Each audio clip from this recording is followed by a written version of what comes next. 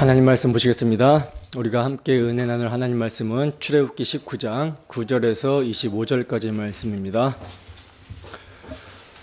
우리가 함께 은혜 나눌 하나님 말씀은 출애굽기 19장 9절에서 25절까지 말씀, 10절에서 12절까지만 함께 합독하도록 하겠습니다. 시작.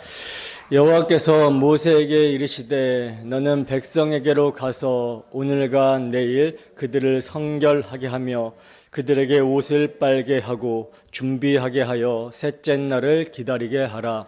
이는 셋째 날에 나 여호와가 온 백성의 목전에서 시내산에 강림할 것임이니 너는 백성을 위하여 주위의 경계를 정하고 이르기를 너희는 삼가 산에 오르거나 그 경계를 침범하지 말지니 산을 침범하는 자는 반드시 죽임을 당할 것이라. 아멘. 여호와의 강림을 준비하라. 여호와의 강림을 준비하라 라는 제목으로 하나님 말씀 증거하도록 하겠습니다. 하나님께서 애굽의 압제 가운데 종살이를 하던 이스라엘 백성들을 유월절 어린 양의 피로 구원하신 목적이 무엇입니까? 목적이 무엇이죠? 이스라엘은 하나님의 백성이 되고 하나님은 그들의 하나님이 되시겠다라고 하신 것이 목적이었죠. 다시 말해서 하나님의 은혜와 영광을 찬송하며 예배하는 친백성 되게 하시기 위해서 이스라엘을 구원하신 것입니다. 그렇다면 이스라엘 백성들이 하나님의 친백성이 될 만한 어떤 자격이나 공로가 있는가? 전혀 그렇지가 않죠. 하나님이 이스라엘을 택하셔서 자기 백성 삼으심은요, 그들이 다른 민족들보다 수요가 많고 강하기 때문이 아닙니다. 다른 민족보다 수요가 많고 강했다면 애굽에서 쿠데타를 일으켜서 자기 스스로 독립을 쟁취했겠죠. 그러나 여러분들이 잘 아시다시피 이스라엘은요, 하나님께서 강권적으로 개입하여 구원하여 주시지 않으면 계속해서 애굽의 압제 가운데 있을 수밖에 없는 모든 민족 중에서 가장 적고 약하디 약한 민족이었다는 거예요. 그러면 이들이 다른 민족과는 달리 하나님만을 경외하고 또 우상을 섬기지 않는 선하고 착한 민족이기 때문에 하나님께서는 그들을 구원하여 자기 백성 삼아 주신 것인가? 그것은 더더욱 아니죠. 왜냐하면 그들의 조상 아브라함도 아버지 데라와 함께 강 저편에서 우상을 만들던 자였습니다. 그리고 그 우상을 섬기고 팔았던 자였어요. 이스라엘이 금송아지를 여호와라고 하며 섬긴 것을 볼 때 그들은 애굽에 있었을 때부터 애굽 사람들과 똑같이 우상을 섬겼던 사람들이었어요. 그리고 이스라엘이 광야에서 10번이나 하나님을 반역했다라는 것은요, 이들의 모습이 애굽 왕 바로와 전혀 다를 바가 없는 그런 모습임을 보여주고 있는 것이죠. 그렇다면 도무지 하나님의 백성 될 만한 어떤 자격이나 공로를 눈 씻고 찾아볼래야 찾아볼 수 없는, 아니 자격과 공로는 차치하고 애굽 왕 바로같이 똑같이 완악하고 패역한 이스라엘을 하나님은 왜 구원하여 자기 백성 삼으시고 그들의 하나님이 되시는 것인가? 왜 그들의 하나님이 되시는 것입니까? 그것은 하나님께서 그들을 사랑하시기로 작정하시고 스스로 맹세하여 언약을 세워주셨기 때문이죠. 그래서 당신의 아들을 상징하는 유월절 어린 양의 피로 그들의 죄를 대신 갚아주시고 그들을 용납하여 자기 백성 삼아 주신 거예요. 이스라엘의 조상들에게 세워주신 메시아 언약, 하나님이 당신의 맹세를 지키려 하심으로 말미암아 권능의 손으로 이스라엘이 종되었던 집 애굽 왕 바로의 손에서 속량하여 자기 백성 삼아 주신 것입니다. 따라서 이스라엘은요, 이러한 자신의 정체성을 결코 잊어서는 안 되는 거예요. 자신들이 어떤 존재였으며 어떻게 하나님의 백성이 되었는지 그 정체성을 잊지 않고 하나님의 은혜와 영광을 찬송하며 그분의 아름다운 덕을 선전하는 하나님의 백성에 합당하게 살아가야 했습니다. 그래서 하나님께서는요, 이렇게 이스라엘이 자기 정체성을 잊지 않고 하나님의 아름다운 덕을 선전하는 하나님의 백성으로 합당하게 살아가게 하시고자 그들을 시내 산으로 인도하십니다. 인도하셔서 율법, 언약을 세워주시고자 하셨던 거예요. 그리고 이러한 맥락에서 하나님께서는 이스라엘 백성들에게 시내산 언약, 율법을 주시기 전에 구두로 너희가 내 언약을 지키면이라는 말씀을 하신 것입니다. 그러니까 언약을 지킨다라는 것은 율법의 조문을 지키는 자기 행위로 어떤 자격과 공로를 만들어서 내가 하나님의 소유가 되겠다, 제사장 나라가 돼보겠다, 거룩한 나라 백성이 되겠다, 이거 해보라는 것이 아니라 뭡니까? 나는 정말 자격과 공로가 전혀 없는 자입니다. 6월절 밤에 애굽 사람들과 똑같이 심판받고 멸망해야 되는 존재인데 하나님께서 마련해 주신 6월절 어린 양이 나를 대신하여 심판을 받아 피 흘림으로 그 하나님의 은혜와 사랑이 내게 자격이 되어 내가 하나님의 백성이 되었다라는 것을 믿으라는 거예요. 그 6월절 어린 양의 희생의 피를 믿고 그 희생의 사랑을 나타내며 살아가는 자가 내 백성이다. 이게 언약을 지킨 자다라고 하는 것입니다. 그 언약을 믿는 믿음으로 내 소유가 되고 제사장 나라가 되며 거룩한 백성이 된다라고 하신 거예요. 근데 하나님께서는 이렇게 내 언약을 지켜라, 내가 너희에게 행한 일, 6월절 어린 양의 대속의 사랑을 잊지 말고 마음에 간직하고 믿음으로 너희가 받은 은혜와 사랑을 나타내며 살아라, 오직 은혜와 사랑으로 너희를 당신의 소유, 제사장 나라, 거룩한 백성 되게 하신 이의 덕을 선전하며 살라, 이렇게 말씀하시는데 이스라엘 백성들은요, 하나님이 말씀하신 의도를 전혀 못 알아듣죠. 그래서 내 주님, 6월절 어린 양의 희생의 피, 그 은혜와 사랑을 마음에 새기겠습니다. 이 믿음으로 주를 사랑하며 주님의 크신 은덕을 선포하고 선전하며 살겠습니다 라고 말하는 것이 아니라 뭐라고 말합니까? 하나님, 명령만 하세요. 우리가 다 행해서 주의 소유가 돼보겠습니다. 제사장 나라가 되고 거룩한 백성이 한번 돼보겠습니다. 이렇게 말을 하고 있는 것이죠. 그러니까 이스라엘 백성들은요, 언약을 지키라는 하나님의 명령에 따른 언약의 복을 율법을 행하는 자기 행위로 받아보겠다라고 하는 거예요. 자기 행위로 구원을 받고 구원이 유지가 되는 것으로 알아들은 것입니다. 이게 이제 우리가 지난주까지 살펴본 내용이죠. 오늘 본문 9절에서 11절입니다. 함께 했습니다. 시작. 여호와께서 모세에게 이르시되 내가 빽빽한 구름 가운데서 내게 임함은 내가 너와 말하는 것을 백성들이 듣게 하며 또한 너를 영영히 믿게 하려 함이니라.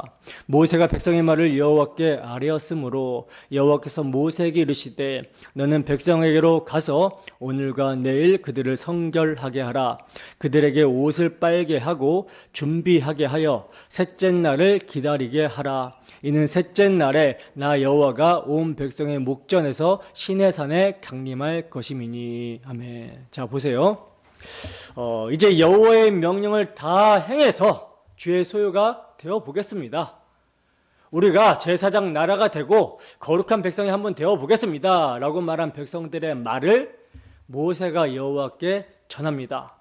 지금 모세는 언약의 중재자가 되고 있는데 언약을 주시는 하나님의 의도를 백성들이 전혀 모르고 있죠.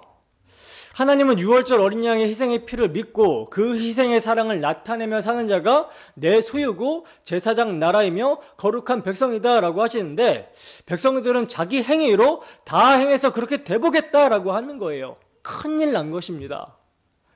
그러나 여러분, 이제 하나님은 언약 체결을 위해 자기 백성 가운데 강림하셔야 됩니다.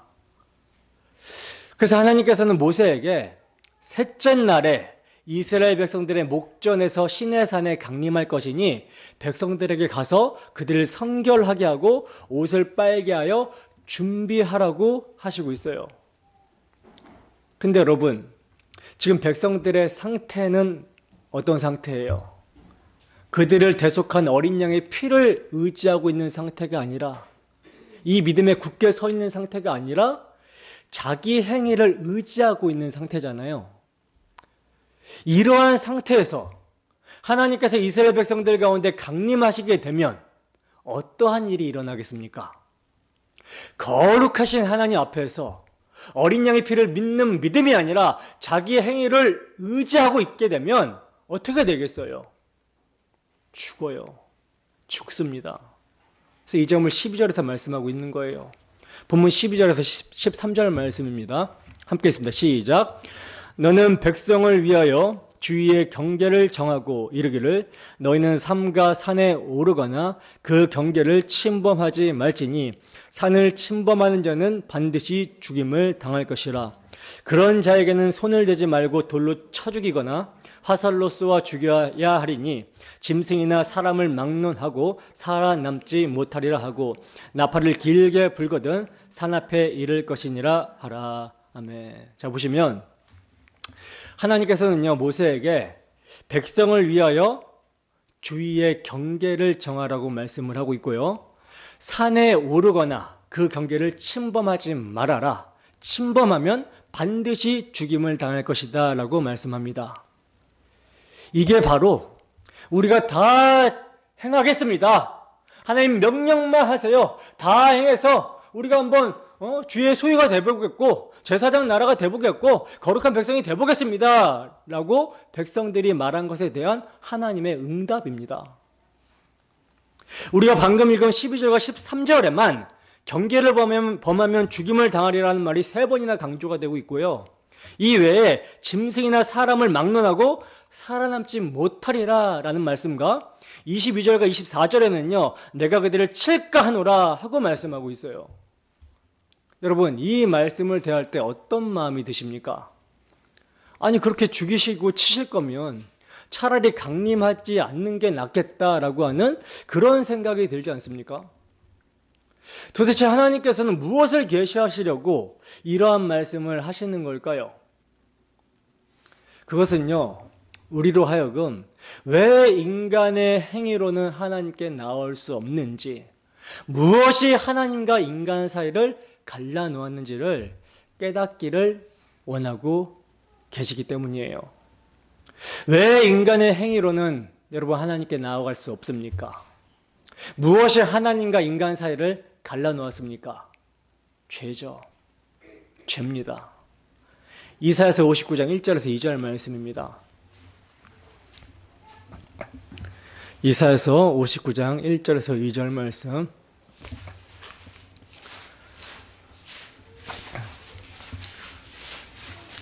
함께 다 찾으셨습니까? 함께 읽습니다. 시작. 여호와의 손이 짧아 구원하지 못하심도 아니요 귀가 둔하여 듣지 못하심도 아니라 오직 너희 죄악이 너희와 너희 하나님 사이를 갈라 놓았고 너희 죄가 그의 얼굴을 가리어서 너희에게서 듣지 않으시게 함이니라. 아멘. 여러분, 하나님이 까다로우시기 때문에 자기 백성에게 나오지 못하게 하는 것이 아니라 우리의 죄로 인하여 더러워졌기 때문에, 그 죄로 인한 더러움이 익숙해졌기 때문에 나오지 못하게 하시는 거예요. 그 죄 아래서 더럽혀져 있는 상태에서 자기 행위를 근거로 나오게 되면 거룩하신 하나님 앞에서 죽임을 당할 수밖에 없기 때문에 하나님은 스스로 빽빽한 구름으로 감추어 강림하시고 경계를 쳐서 침범하지 말라고 하시는 것입니다. 이처럼 죄는요, 하나님께 나아가지 못하도록 만드는 비참함의 근원인 거예요.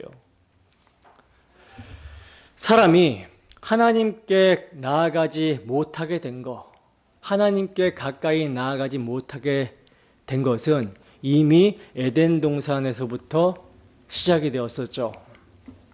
하나님께서는 범죄한 인간이 생명나무의 열매를 따먹고 영생하게 될까봐 에덴 동산에서 쫓아내셨습니다. 그리고는 생명나무로 향하는 길을 천사들과 두루는 불칼로 지키게 하시는데, 이렇게 하시면요, 반역하여 선악과 따먹고 스스로 하나님처럼 되어버린 인간이 자기 행위로 생명나무의 열매를 획득하여 영생을 하게 되면, 이것은 지금 죄로 인하여 하나님과 단절이 된 저주 아래에서 영원히 살게 되는 것이기 때문에 스스로 취하지 못하도록 쫓아내신 거예요. 여러분, 본래 생명나무의 열매는 인간이 범죄하기 이전에는 자유롭게 먹으라고 허락하신 것이죠. 그리고 생명나무가 상징하는 것은 뭡니까? 예수 그리스도, 하나님의 말씀이 생명이라는 것을 상징하는 나무가 생명나무입니다. 따라서 인간이 하나님 절대 의존적 존재로서 그분의 말씀에 순종하여 하나님을 사랑하고 예배하는 것이 생명이기 때문에 그 상태에서는요, 생명나무의 열매를 자유롭게 먹을 수가 있었어요. 그러므로 범죄하기 이전에 아담은 하나님의 말씀이 선과 악의 기준이며 생명 자체였기 때문에, 저거 내가 따먹고 영생을 한번 취해보겠다, 영생을 한번 획득해보겠다, 이를 위하여 생명나무 열매를 먹어야겠다, 이런 생각으로 먹지 않고 하나님 말씀에 순종하는 생명을 누리고 있는 상태에서 은혜로 주어진 모든 것에 감사하면서 먹었던 거예요. 생명나무의 열매, 즉 영생은 선악과 따먹고 하나님처럼 되어버린 인간이 자기 행위로 취할 수 있게 되는 것이 아니라 하나님께서 인간의 죄를 해결하신 후에 은혜로 주셔야 하는 거라는 것입니다. 그렇지 않으면 그것은 영생이 아니라 영벌이 되는 거예요. 그래서 에덴 동산에서 쫓아내신 거라는 거죠. 그리고 범죄한 이후에 쫓겨난 인간이 에덴 동산으로 들어와 생명나무의 열매를 먹지 못하도록 천사들과 두루도는 불칼로 지키고 있는 것입니다. 생명나무로 향해 가는 길이 차단된 것이죠. 죄 아래에 있는 너희 스스로는 생명의 근원인 나에게 나올 수 없다, 가까이 할 수 없다라는 것을 보여주고 있는 거예요. 자, 그런데 이렇게 죄로 인해서 하나님께 나아갈 수 없는 자들에게 하나님께 나아가게 되면 그룹들과 두루두는 불칼에 의해서 찢겨 죽임당해야 되는 그런 죄인들에게 하나님이 스스로 찾아가십니다. 하나님이 언약을 맺으시기 위해서 나타나시겠다고, 자신을 나타내시겠다라고 하시는 거예요. 그러면 거룩하신 하나님이 죄인들을 만나게 되면 죽잖아요. 그러면 그냥 죽으라는 말씀일까요? 아니죠. 거룩하신 하나님을 그냥 만나면 죽으니까 어떻게 하라고 그래요? 여호와를 만날 준비를 하라고 먼저 명령하십니다. 본문 14절에서 15절 말씀입니다. 함께 했습니다. 시작. 모세가 산에서 내려와 백성에게 이르러 백성을 성결하게 하니 그들이 자기 옷을 빨더라. 모세가 백성에게 이르되 준비하여 셋째 날을 기다리고 여인을 가까이 하지 말라 하니라. 아멘. 자, 보시면 모세가 산에서 내려와서 백성들을 성결하게 합니다. 여호와께서 강림하시는 것을 맞이하기 위하여 오늘과 내일 그들을 성결하게 하고 셋째 날을 기다리게 하라고 말씀하신 대로 모세가 백성들을 성결케 한 거예요. 셋째 날을 기다리며 옷을 빨고 여인을 가까이 하지 않게 한 것입니다. 그리고 시내산의 경계를 정하여 가까이 나오지 못하게 했어요. 본문 16절에서 25절 말씀입니다. 함께 있습니다. 시작. 셋째 날 아침에 우레와 번개와 빽빽한 구름이 산 위에 있고 나팔 소리가 매우 크게 들리니 진중에 있는 모든 백성이 다 떨더라. 모세가 하나님을 맞으려고 백성을 거느리고 진에서 나오매 그들이 산기슭에 서 있는데 시내의 산에 연기가 자욱하니 여호와께서 불 가운데서 거기 강림하심이라. 그 연기가 온기가마 연기같이 떠오르고 온 산이 크게 진동하며 나팔 소리가 점점 커질 때에 모세가 말한즉 하나님의 음성으로 대답하시더라. 여호와께서 시내 산 곧 그 산 꼭대기에 강림하시고 모세를 그리로 부르시니 모세가 올라가매 여호와께서 모세에게 이르시되 내려가서 백성을 경고하라. 백성이 밀고 들어와 나 여호와께로 와서 보려고 하다가 많이 죽을까 하노라. 또 여호와에게 가까이 하는 제사장들에게 그 몸을 성결히 하게 하라. 나 여호와가 그들을 칠까 하노라. 모세가 여호와께 아뢰되 주께서 우리에게 명령하여 이르시기를 산 주위에 경계를 세워 산을 거룩하게 하라 하셨사온즉 백성이 시내 산에 오르지 못하리이다. 여호와께서 그에게 이르시되 가라. 너는 내려가서 아론과 함께 올라오고 제사장들과 백성들에게는 경계를 넘어 나 여호와께로 올라오지 못하게 하라. 내가 그들을 칠까 하노라. 모세가 백성에게 내려가서 그들에게 알리니라. 아멘. 자, 보세요. 자, 드디어 하나님께서 자기 백성에게 강림을 하십니다. 셋째 날 아침에 우리와 번개와 빽빽한 구름이 산 위에 있고 나팔 소리가 매우 크게 들리니 진중에 있는 백성들이 다 떨었다라고 그러죠. 이에 모세는 백성이 하나님을 맞이하도록 진으로부터 그들을 데리고 나와서 산기슭에 세웁니다. 그때 시내산에는 여호와께서 불 가운데 강림하셨기 때문에 마치 가마에서 연기가 나오는 것처럼 온통 연기로 자욱하고 온 산이 크게 진동하게 되었다라고 그래요. 그리고 나팔 소리가 점점 더 크게 울려 퍼지는 가운데 모세가 하나님께 말씀을 아뢰니 하나님이 그에게 음성으로 대답하십니다. 시내산 꼭대기에 강림하신 하나님께서 모세에게 올라오게 하시고 다시 말씀하시기를 내려가서 백성에게 경고하라고 하시는 거예요. 뭐라고 경고하라고 하시는가? 백성들이 나 여호와를 와서 보려고 하다가 경계를 넘어 죽는 일이 없도록 그렇게 경고를 하라고 하시는 거예요. 그리고 제사장들도 몸을 성결하게 하라고 하시죠. 왜? 그렇지 않으면 그들도 쳐서 죽임을 당하게 되니까 성결하게 하라고 하시는 것입니다. 이 경고의 말씀을 전하라고 하시는 거예요. 그러자 모세가 여호와께 대답하기를 주님께서 말씀하신 대로 산의 경계를 정하여 올라오지 못하게 했기 때문에 백성이 시내산에 오르지 못할 것입니다 하고 대답을 합니다. 그리고 이제 모세의 말을 들으신 하나님께서는 자, 이제 모세가 가서 아론과 함께 올라오라고 하시면서 다시 한번 제사장들과 백성들은 경계를 넘지 못하게 하라고, 넘어오면 죽임을 당할 것이라는 경고의 말씀을 하십니다. 그러자 이에 모세가 백성에게 내려가서 그들에게 여호와의 말씀을 그대로 전했다라고 하고 있어요. 자, 여기서 우리가 던지게 되는 질문이 있습니다. 어떤 질문일까요?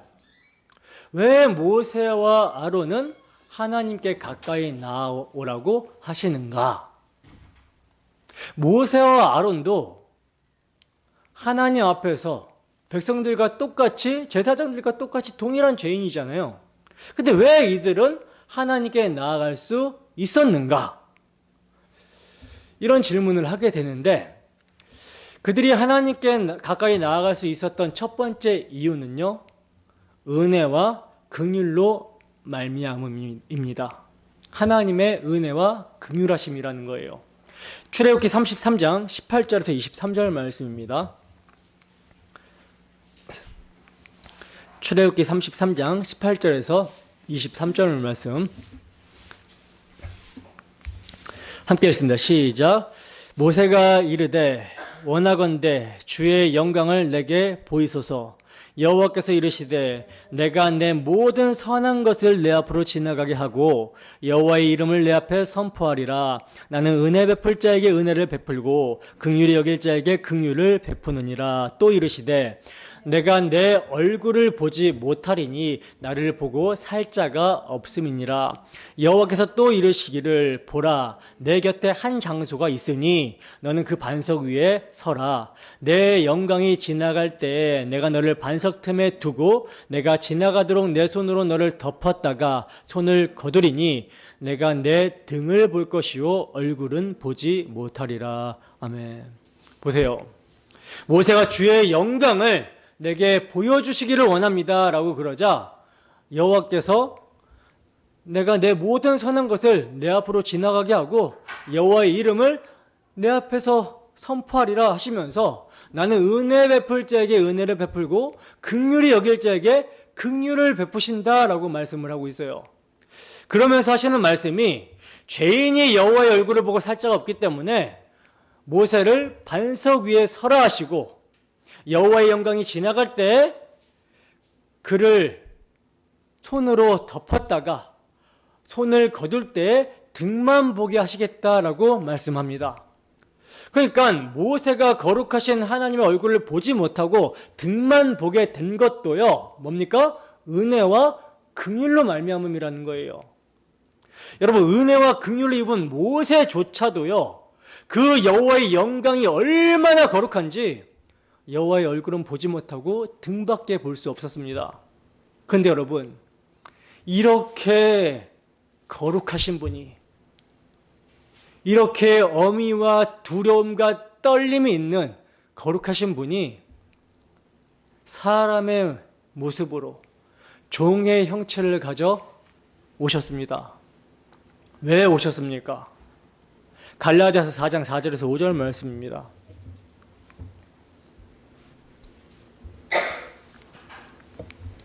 갈라디아서 4장 4절에서 5절 말씀 함께 읽습니다. 시작. 때가 참에 하나님이 그 아들을 보내사 여자에게서 나게 하시고 율법 아래에 나게 하신 것은 율법 아래에 있는 자들을 속량하시고 우리로 아들의 명분을 얻게 하려 하심이라. 아멘. 여러분, 하나님이 때가 차서 그 아들을 보내사 여자에게 나게 하신 것은요, 여자의 후손으로 뱀의 머리를 밟을 구원자 메시아를 보내주시겠다라고 하신 언약을, 당신의 언약을 이루시고자 보내주신 것이고요. 그 아들을 율법 아래 나게 하신 것은요, 이스라엘 백성들이 지켜 행하지 못한 율법의 조문을 대신 지켜주러 오신 것이 아니라 당신의 아들을 대속제물로 주셔서 하나님을 사랑하지 못하는 죄인은 죽어라, 죄의 삭은 사망이라고 하는 율법의 요구, 하나님의 공의를 만족시키심으로 말미암아 죄인을 속량하시고 아들의 명분을 얻게 하시려고 보내신 거예요.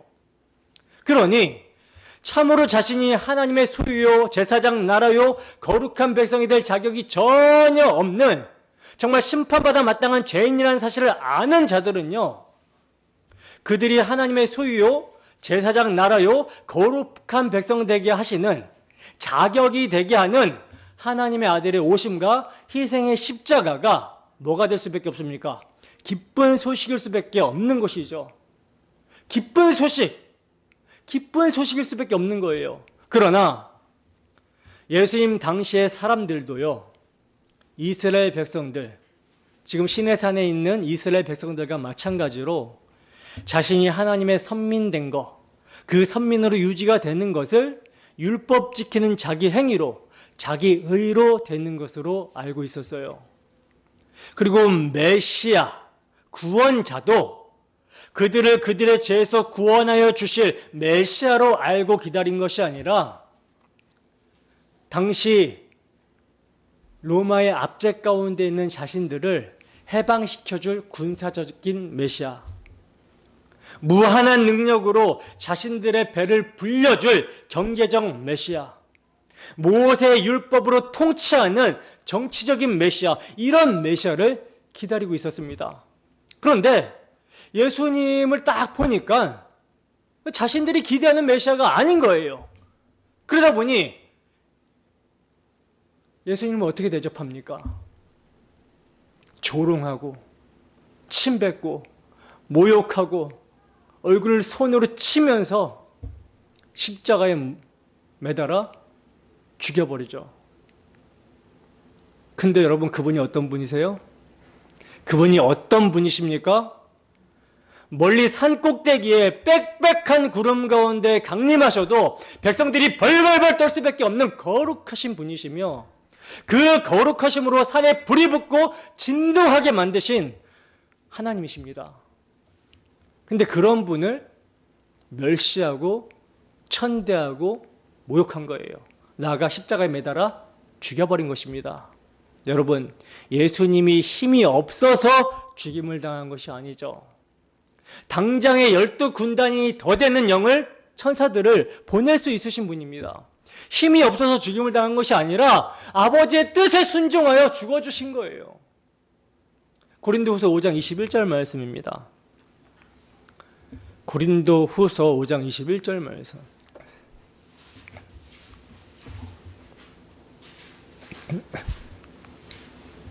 함께 읽습니다. 시작.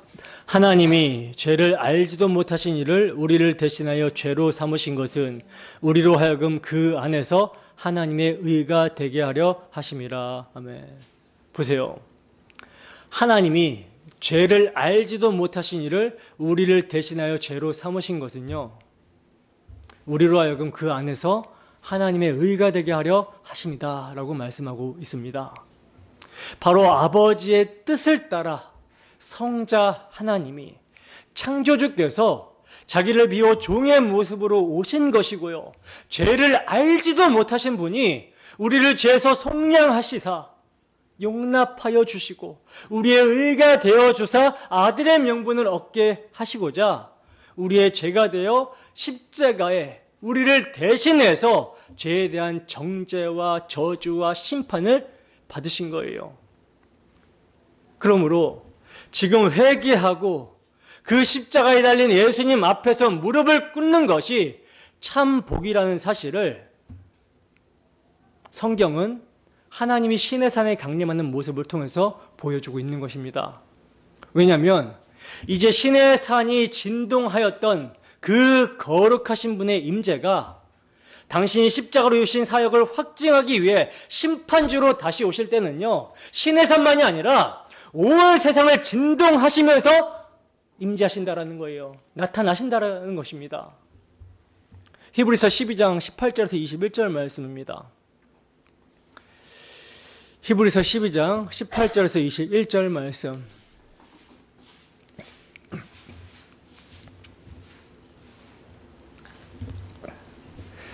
함께 읽습니다. 시작.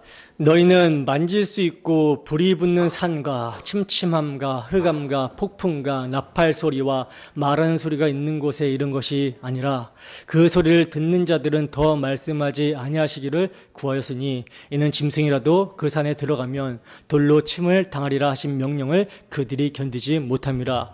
그 보이는 바가 이렇듯 무섭기로 모세도 이르되 내가 심히 두렵고 떨린다 하였느니라. 아멘. 보세요. 히브리서 기자는 오늘 본문의 이스라엘 백성들이 이룬 신의 산을 지금 말씀하고 있는데 백성들이 얼마나 두려운지 더 말씀하시지 아니하시기를 구하였다라고 합니다. 계속 말씀하시면 죽을 것 같이 두려웠던 거예요. 이는 짐승이라도 그 산에 들어가면 돌로 침을 당하리라 하신 명령을 그들이 견디지 못함이라고 말씀합니다. 그리고 그 보이는 바가 얼마나 무섭고 두려웠던지 모세조차도요, 내가 심히 두렵고 떨린다 했다 그래요. 여러분, 왜 하나님께서 이런 모습으로 강림하신 것입니까? 왜 하나님께서 이런 모습으로 강림하셨을까요? 이것은 이제 마지막 심판 날에 예수님이 심판주로 오실 때의 모습을 묘사하고 있는 것이기도 하거든요. 왜 이런 모습으로 강림하신 것입니까? 이스라엘 백성들이 하나님의 아들 예수 그리스도의 대속의 은혜, 유월절 어린 양의 피를 믿는 믿음에 서 있는 것이 아니라 자신이 어떤 존재이며 어떤 은혜를 받았는지를 망각하고 그저 다 행하겠다라고 하는 자기 행위를 의지하여 하나님 앞에 서려고 했기 때문이라는 거예요. 그래서 하나님은 구약의 이스라엘 백성들에게 강림하실 때 이러한 모습으로 임했던 것입니다. 그러나 신약의 성도들은 이러한 신의 산에 이른 것이 아니라 어디에 이르렀습니까? 히브리서 12장 22절에서 24절 말씀입니다. 계속 펴놓으세요. 계속 볼 거예요. 히브리서 12장 22절에서 24절 말씀 함께 읽습니다. 시작. 그러나 너희가 이른 곳은 시온 산과 살아계신 하나님의 도성인 하늘의 예루살렘과 천만 천사와 하늘에 기록된 장자들의 모임과 교회와 만민의 심판자이신 하나님과 및 온전하게 된 의인의 영들과 새 언약의 중보자이신 예수와 및 아벨의 피보다 더 나은 것을 말하는 뿌린 피니라. 아멘. 여러분, 신약의 성도인 우리가 이른 곳이 어디라고 합니까? 어디라 그래요? 시온산가, 살아계신 하나님의 도성인 하늘의 예루살렘이라고 말씀합니다. 시온산은 예루살렘 성전이 위치해 있는 산인데 이 산을 지금 하늘의 예루살렘과 연결을 하고 있어요. 그러니까 신약의 성도들은 우리 주 예수 그리스도께서 십자가로 다 이루시고 단번에 하늘 성소에 들어가신 하나님의 도성, 아들의 나라에 이르렀다라는 것입니다. 나아가 천만 천사와 하늘에 기록된 장자들의 모임과 교회는요, 하나님의 도성에서 하나님을 모시고 섬기는 자들을 총칭해서 가리키는 말인데, 우리가 주목해야 되는 표현은 어떤 표현입니까? 장자들의 모임이라는 표현이죠. 이것은요, 맏아들 예수 그리스도의 희생의 피로 말미암아 이루어지게 된 장자들의 모임을 말하는 거예요. 신약의 성도들은요, 여기에 이르렀다라는 것입니다. 그리고 신약의 성도들이 이르게 된 곳을 만민의 심판자이신 하나님과 및 온전하게 된 의인의 영들이 있는 곳이라고 말씀하고 있는데, 여러분, 만민의 심판자 앞에 누가 감히 함께 할 수 있습니까? 그런데 그 시내 산에 강림하신 하나님의 임재 앞에 정말 두렵고 떨려서 감히 나아갈 수 없으며 짐승이라도 돌로 침을 당하리라고 접근을 용납하지 않으셨던 하나님의 존전에 함께 온전하게 된 의인의 영들이 있는 곳에 우리가 이르렀다는 거예요. 어떻게 하나님 앞에 온전하게 되고 의인이 될 수 있게 됩니까? 어떻게 그 두렵고 무서운 하나님 앞에서 우리가 그분과 함께 있을 수 있게 됩니까? 우리 주 예수 그리스도의 대속의 피죠. 희생의 피로 말미암음입니다. 그래서 언약의 중보자이신 예수와 및 아벨의 피보다 더 나은 것을 말하는 뿌린 피로 가능하게 되었다라고 말씀하고 있는 거예요. 쉽게 말해서 신약의 성도들이 이른 곳은요, 새 언약의 중보자이신 어린 양의 피로서 의롭다 하심을 받은 자들의 모임이 천상의 모임인데, 신약의 성도들이 바로 이곳에 이르렀다라는 것입니다. 그래서 성도들이 함께 모여 그리스도의 피를 믿음으로 예배하는 것은요, 천상의 모임에 참여하고 있는 거예요. 그러므로 신약의 성도들이 구원을 받고 하나님의 은혜와 영광을 찬송하며 예배하는 하나님의 백성, 하나님의 자녀가 될 수 있게 되는 것은요, 오직 우리 주 예수 그리스도의 십자가 대속의 피, 그 희생의 사랑으로 말미암는 것입니다. 때문에 이것을 잊으면 됩니까? 안 됩니까? 결코 잊어서는 안 되는 거예요. 결코 잊어서는 안 되는 것입니다. 때문에 이를 결코 잊어서는 안 되는 거예요. 근데 구약의 이스라엘 백성들과 같이 이것을 망각하고 이 대속의 은혜를 버리고 세상의 엉뚱한 것을 추구한다면, 혹은 자기 행위와 자기 공로를 의지해서 하나님 앞에 나아가려고 열심을 부리고 있다면 어떻게 되겠습니까? 주 예수님 다시 오실 때 우리가 주 예수의 피를 믿는 믿음을 내놓는 것이 아니라 자기 행위를 내놓게 되면, 아니면 우리가 주님을 사랑하지 않은 것, 믿지 않는 것이 드러나게 되면 어떻게 되겠습니까? 골치 아파지는 거죠. 큰일 나는 거죠. 그래서 경고하시는 거예요. 히브리서 12장 25절에서 26절 말씀입니다. 함께 했습니다. 시작. 너희는 삼가 말씀하신 일을 거역하지 말라. 땅에서 경고하신 일을 거역한 그들이 피하지 못하였거든. 하물며 하늘로부터 경고하신 일을 배반하는 우리일까 보냐. 그때에는 그 소리가 땅을 진동하였거니와 이제는 약속하여 이르시되 내가 또 한 번 땅만 아니라 하늘도 진동하리라 하셨느니라. 아멘. 보세요. 너희는 삼가 말씀하신 일을 거역하지 말라고 합니다. 땅에서 경고하신 일을 거역한 그들이 피하지 못했다라고 그래요. 여러분, 모세는 땅에서 예수 그리스도의 모형과 그림자인 율법으로 언약 안에 있으라고 경고했습니다. 근데 그 경고를 무시한 자들이 피하지 못하고 심판을 받았다라는 거예요. 하물며 그 율법의 모형과 그림자의 실체, 하늘로부터 내려오셔서 십자가로 다 이루신 그리스도의 복음을 들었으면서도 그분의 경고를 듣지 않고 배반하면 어떻게 되겠냐는 거예요. 모세 때에는 그 소리가 땅을 진동하였지만 그러나 이제는 땅만 아니라 하늘을 진동시켜 버리시겠다라고 하십니다. 왜 이렇게 땅과 하늘을 다 진동시켜 버리시는 것입니까? 이어서 봅시다. 27절 함께 읽습니다. 시작. 이 또 한 번이라 하심은 진동하지 아니하는 것을 영존하게 하기 위하여 진동할 것들 곧 만드신 것들이 변동될 것을 나타내심이라. 아멘.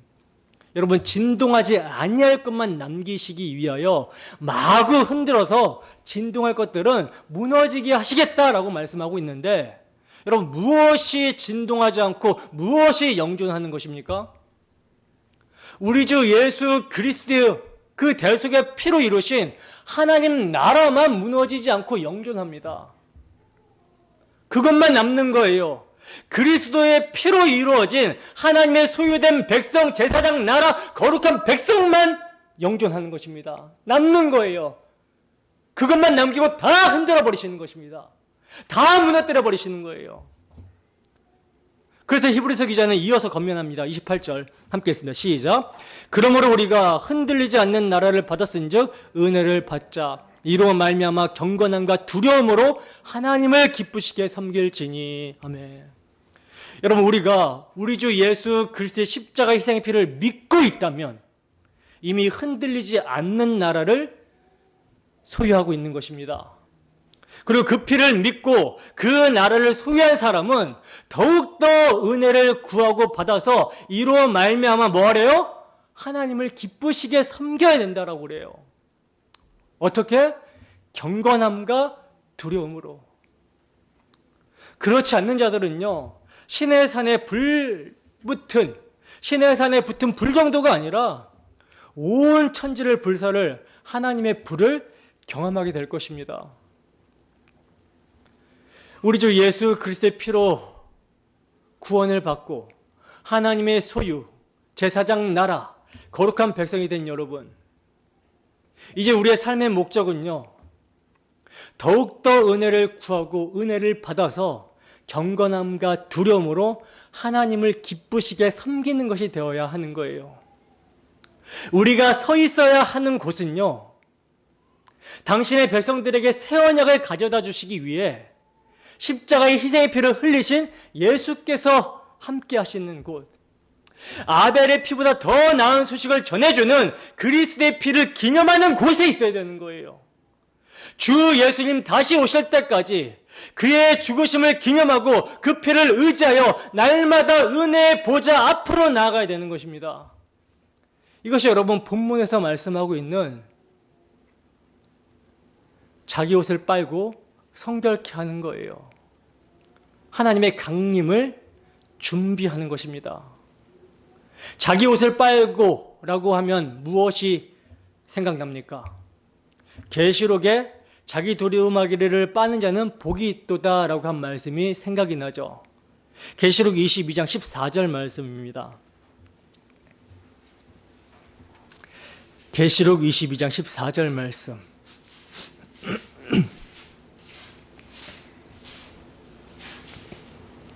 함께 읽습니다. 시작. 자기 두루마리를 빠는 자들은 복이 있으니 이는 그들이 생명나무에 나아가며 문들을 통하여 성에 들어갈 권세를 받으려 함이로다. 아멘. 자기 두루마리를 빠는 자들이 복이 있다라고 말씀하고 있어요. 그런데 여러분, 이 옷을 어디서 빱니까? 무엇으로 빱니까? 계시록 7장 14절 말씀입니다.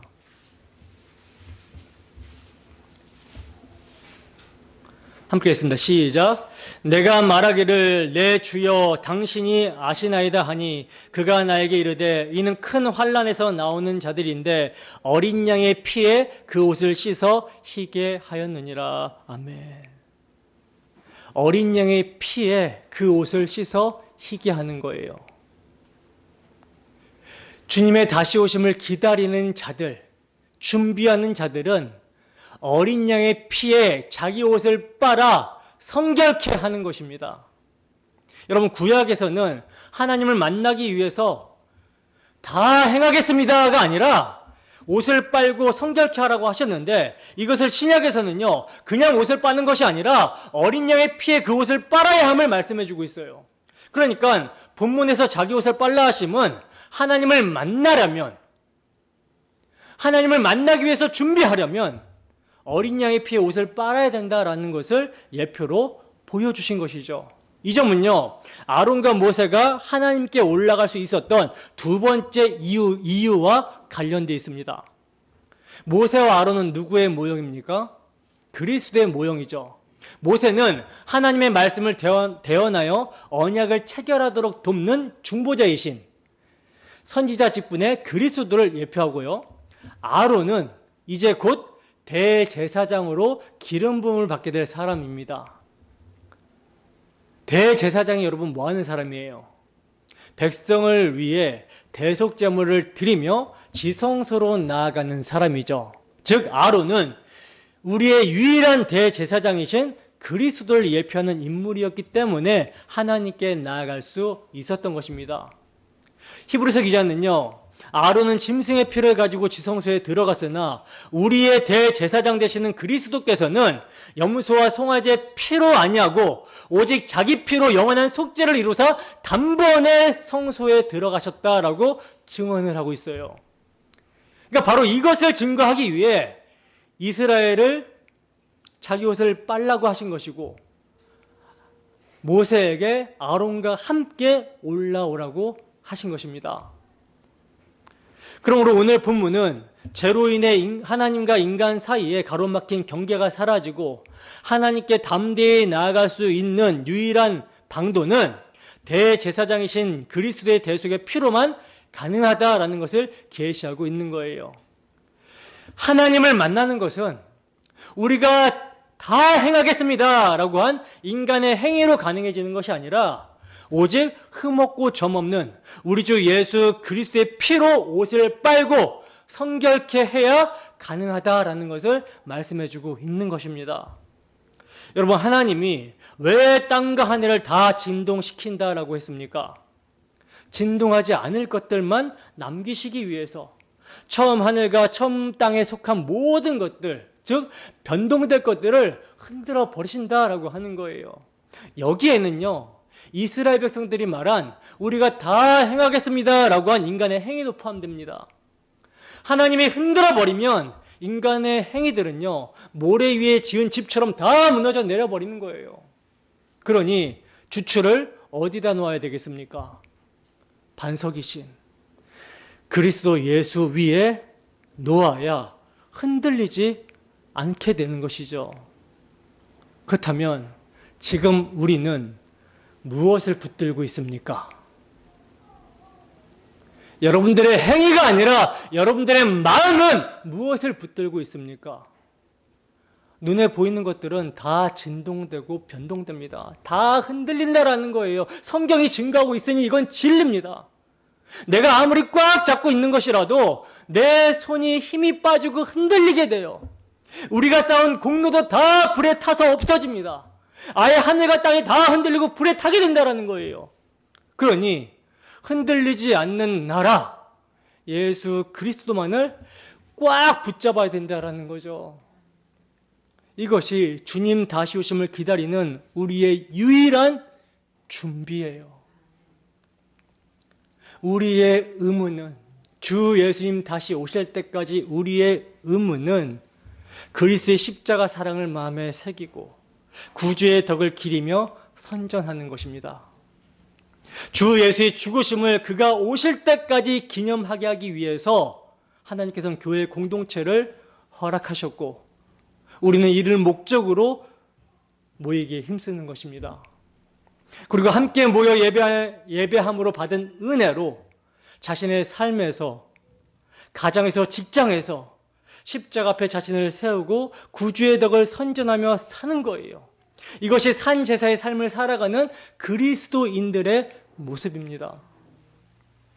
여러분, 우리에게 참으로 복음이 구원하는 능력으로 역사합니까? 주의 사랑에 매여 어린 양이신 예수가 우리를 어디로 이끄신다 하더라도 순종하며 따르십니까?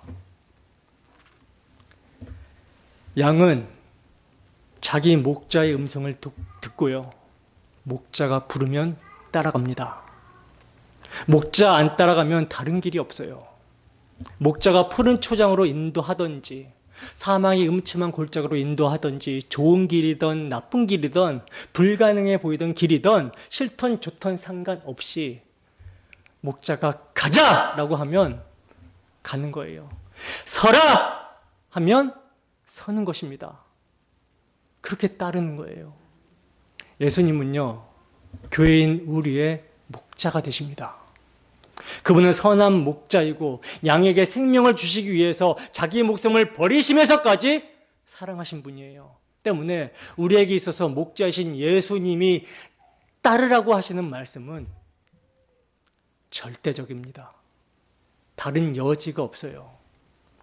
그 주님은 누구든지 나를 따라 오려거든 자기를 부인하고 날마다 자기 십자가를 지지 아니하면, 심지어 내 목숨까지도 미워하지 아니하면 나를 결코 따라올 수 없다. 죽지 아니하면, 죽고자 하지 아니하면 따라올 수 있는 길이 아니다라고 하셨어요. 여러분, 예수님을 따르시겠습니까? 예수님을 따르시겠습니까?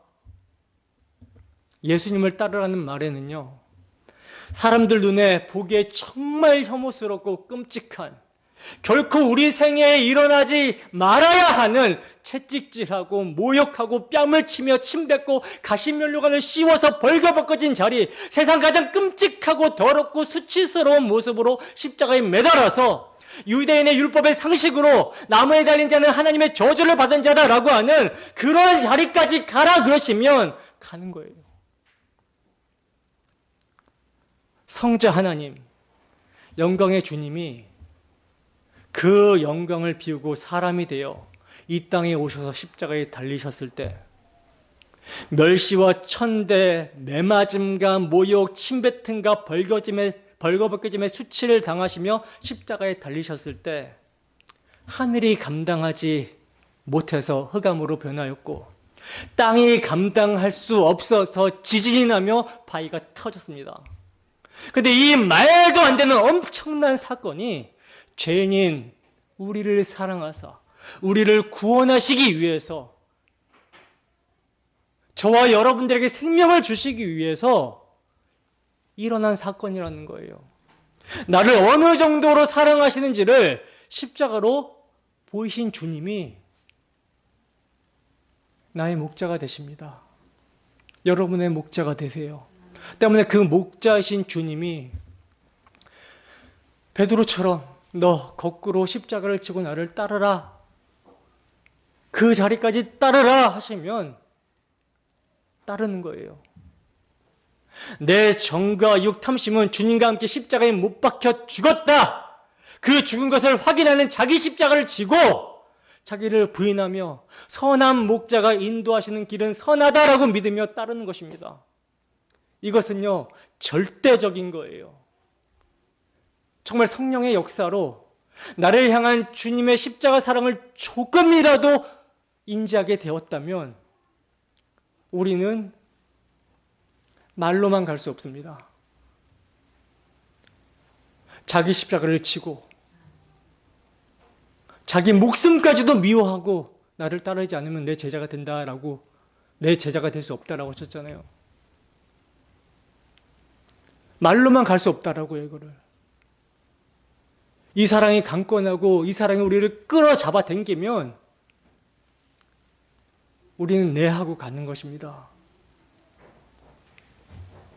나 같은 죄인을 사랑하여 구원하시기 위해 십자가에 몸지고 피 흘려주신 그 예수 그리스도를 너무나 사랑하기 때문에 세상에서 정말 내 눈에 보기에는 좋은데 주님 보기에는 싫으면 나도 싫습니다 라고 하는 거예요. 내가 볼 때는 정말 싫은데 주님이 좋다라고 하시면 나도 좋습니다 하고 자기를 부인하며 감사와 기쁨으로 순종하는 자가 양인 성도입니다. 우리의 형편이 어떻든지 어떤 상황이든지 머리가 터져버릴 만큼 고민과 걱정을 하다가도 우리 주님이 피 묻은 손으로 나를 따르라 말씀하시면 무슨 꼴을 하고 있다라도 따라야지. 네, 주님 따르겠습니다. 구원받은 양 성도에게 주님이 따르라고 하시는 말씀은요, 절대적이에요. 저 개인에게 묻는다면 어떠한 형편에 처해도, 심지어 죽으라고 하셔도 전 주님 따르는 것을 선택하겠습니다. 실수하고 넘어지고 깨지고 무너지고 부끄럽고 별일을 겪어도 나는 주님 따라가겠습니다. 더욱 따르겠습니다. 왜냐면 저에게는 이 길 말고는 안 보이거든요. 내가 어떤 은혜를 입었는데, 내가 어떤 사랑을 받았는데, 나를 어디서 구원하여 주셨는데, 이거 알면 가야죠. 주님 따르는 것이 힘들고 내 의지대로 안 되면 엎드려 매달려 울면서도 가야죠. 나의 구원해 주신 주님을 위해 육의 소욕은 십자가에 죽었으니까 부인하며 가야죠. 가정에서, 직장에서, 교회에서, 우리의 삶에서 아빠는, 누구누구 씨는, 저 성도는 예수님 하면 껌뻑 죽더라.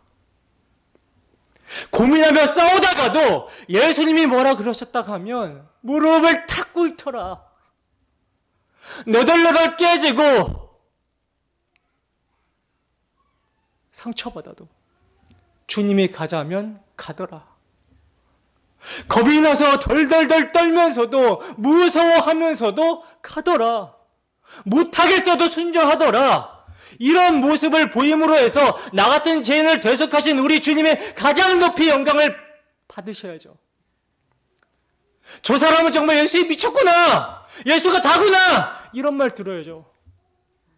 예수로 살고 예수로 죽어야죠. 목사가 무엇을 권면하는 사람입니까? 뭘 하기 위해서 제가 이 자리에 서 있습니까? 그리스도의 피가 적용될 수 있도록 하나님과 화목하며 경건함과 두려움으로 주를 기쁘시게 하는 삶을 살 수 있도록 감독하고 가르치며 다스리는 사람이 목사입니다. 왜 제가 여러분들에게 예배를 생명처럼 여기라고 할까요? 강조하고 또 강조하고 또 강조할까요? 성령의 교통하심이 있는 자리고 주님의 사랑을 기억하고 기념할 수 있는 은혜의 자리이기 때문입니다. 왜 말씀을 사모하고 기도하라고 할까요? 왜 경건에 힘쓰라고 할까요? 다른 어떤 것들보다 가장 가치로 되어야 되는 것이 왜 이것이라고 할까요? 주께서 우리를 어떻게 사랑하셨는지 잊지 말라고, 그리고 주를 사랑하며 살라고. 그것이 세상을 이기신 주님과 함께 세상을 이길 수 있는 능력이 되기 때문입니다. 목사가 말하는 의도를 모르면 목사 눈치 보면서 외식하겠죠.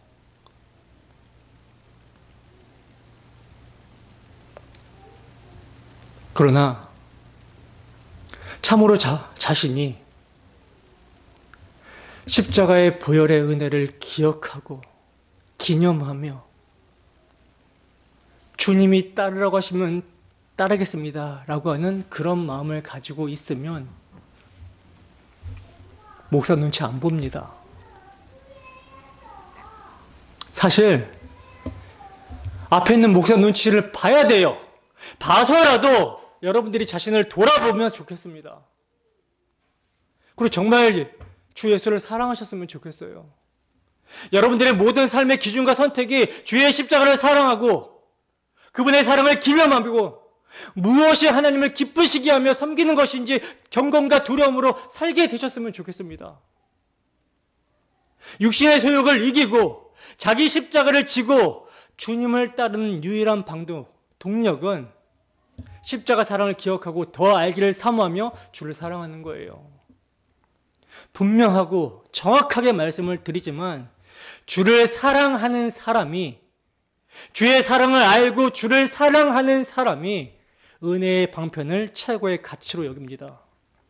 그래서 모이기를 힘쓰는 것이며 아무것도 염려하지 말고 모든 일에 기도와 간구로 감사함으로 하나님께 아뢰게 되는 거예요. 그리고 가정에서, 직장에서, 모든 삶에서 주 예수 그리스도의 말씀이 기준이 되어 코람데오, 하나님 앞에서 경건함과 두려움으로 주를 기쁘시게 하는 삶을 살아가게 되는 것입니다. 부디 주의 십자가를 잊지 않고 사랑하라고 하는 경고를 들으시기 바랍니다. 이것은 여러분들에게 경고하는 것뿐만 아니라 제 자신에게도 하는 경고입니다. 여러분들의 마음이 어떤지 돌아보세요. 예배당에 나오는 이런 행위, 여러분들이 기도하는 행위 이전에 여러분들의 마음이 무엇에 붙들려 있는지, 무엇을 최고의 가치로 여기고 있는지를 살피십시오. 사람은요,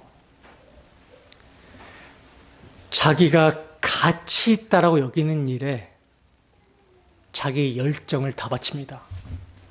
이거는 믿는지 안 믿는지를 떠나서 불신자들도요, 자기가 이것이 나의 최고의 가치다라고 하면 물불 안 가리고 열정을 가지고 뛰어갑니다.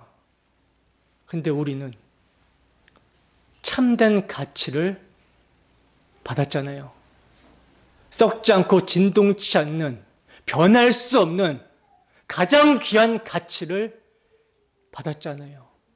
예수 그리스도, 그분을 받았잖아요. 그러니 우리의 모든 힘과 전력을 다해서 누구를 향하여 달려가야 되겠습니까? 주 예수의 십자가를 믿음으로.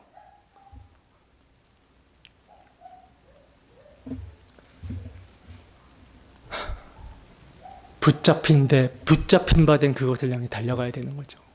그리스도 예수께 붙잡힌 바 된 그것을 향해서 달려가는 거죠. 우리 모두 영원하지 않고 진동하고 흔들릴, 잠깐 있다 사라질 것들에 마음을 두지 말고 주 예수 그리스도의 대속의 피를 믿는 믿음에 정말 확고하게 서서 주의 다시 오심을 기다리며 우리를 위해 죽었다가 다시 사신 이를 위하여 살아가는 우리 모두가 되기를 주님의 이름으로 축원합니다. 기도하겠습니다.